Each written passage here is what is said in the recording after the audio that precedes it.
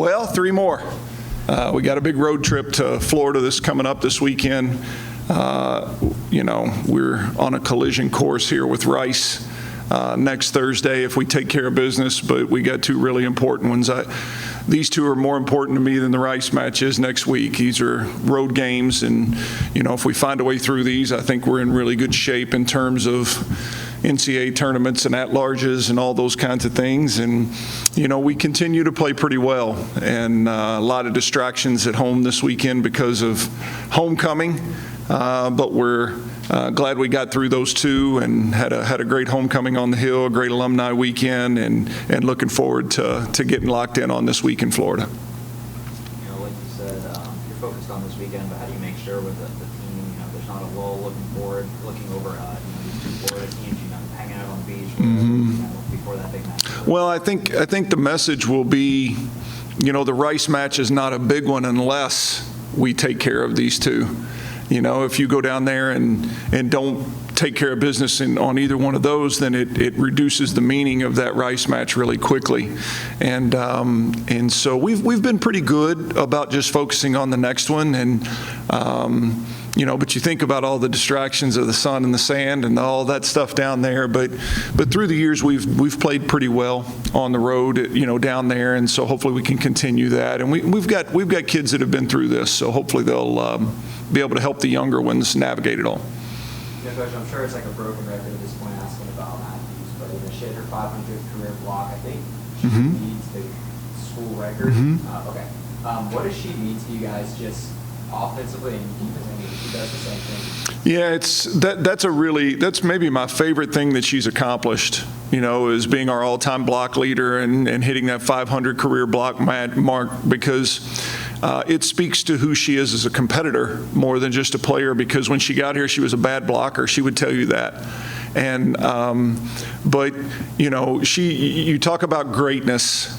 When you watch stories about Michael Jordan or Kobe Bryant or whomever, and you hear their stories of their greatness, it was similar in a lot of ways. Jordan was a great offensive player and then decided he wanted to be the defensive player of the year and worked at, Lauren Matthews is wired that way.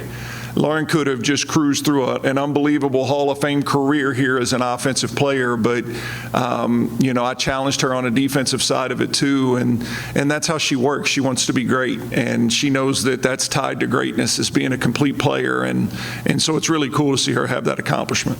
Kind of piggybacking off that, the programs, one of the harder things can be developing players and making them better, but when you have a program that can develop players like you did with Lauren specifically, how well does that speak to your guys' program? Well, I think our program's been built on development. We've been in the top 25 for 9 of the last 10 years, something like that. And recruiting, we don't walk out there in the world of recruiting and sign top 25 kids. It just doesn't work that way in college athletics these days. When you're going up against the Power 5, and so very quickly you understand you got to get the right kind of kids. The ones that understand that they need to be developed, that will buy into a culture.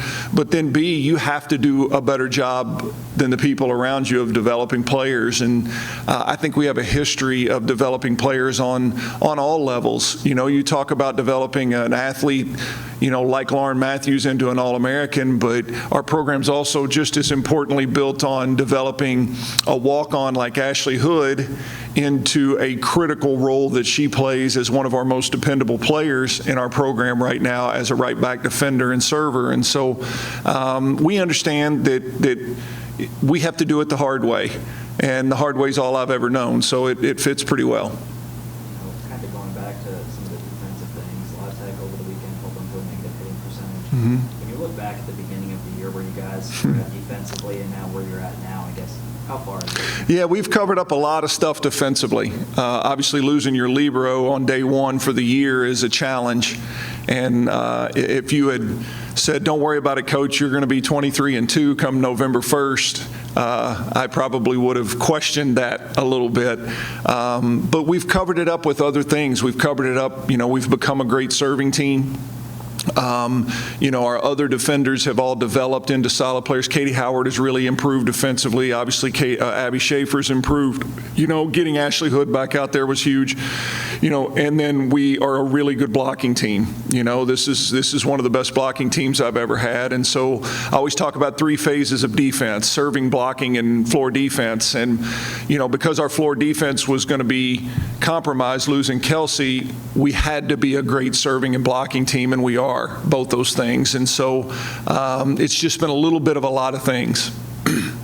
Coach, we talked about it earlier in the year with Louisville coming into town. It just feels like yesterday that match was going to happen.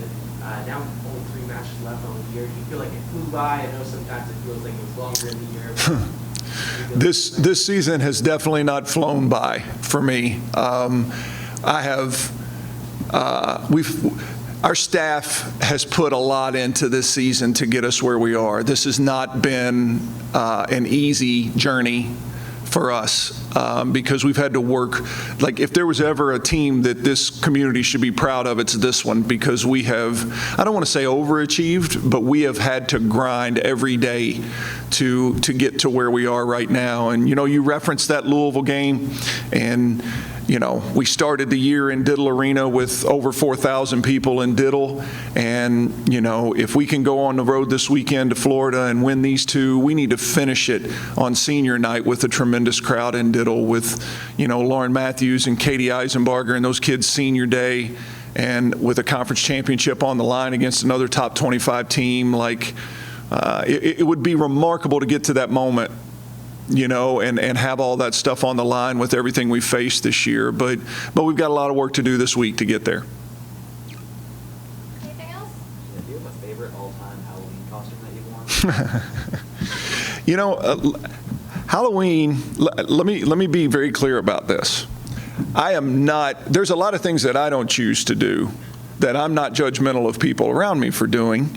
And adults wearing Halloween costumes is one of those things. I do not feel comfortable as an adult wearing a Halloween costume, but that's not to say that I don't think it's a great thing for the people around me to do. I see a lot of adults that have a really great time at parties and, come to work and do all that. I think it's awesome, but I don't know why, but I've never been able to get over that hump of taking myself seriously walking around in a costume. When I was a kid, I don't remember, man. Back in the day, you weren't around that long ago. You went and got like a $3 plastic costume, and it had some little rubber band mask on it, and off you went in the neighborhood with your pillowcase. So, but I shut that down a few years back, and I don't think you'll see me. I don't think you'll see me in a costume. But if you had to dress up today, who would you dress up? Big Red. That'd be an easy one. Okay, it would probably look like Big Red was wearing capris because I'm 6'5", but I'm thinking Big Red would have to no doubt be my costume. So, thank you guys.